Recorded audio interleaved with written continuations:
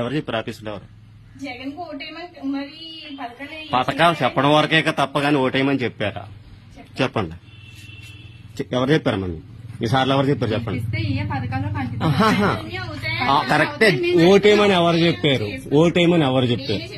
ఎందుకు చెప్పండి? నీకు చెప్పాల్సిన అవసరం లేదు కదా. జగన్ గెలిపించుకుందామని చెప్తున్నా. అంతే కదా. సరే సరే ఓకే.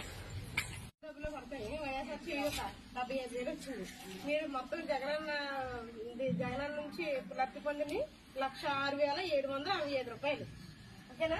మళ్ళీ జగన్మోహన్ రెడ్డి గెలిపించి ఓటయ్యింది.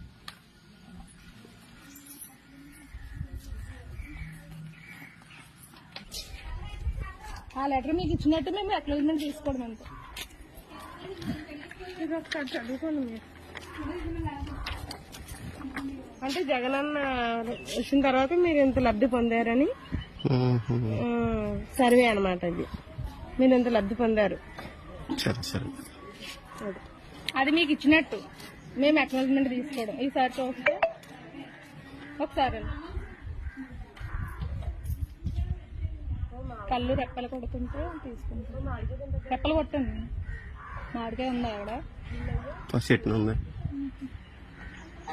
అయిపోయిందా?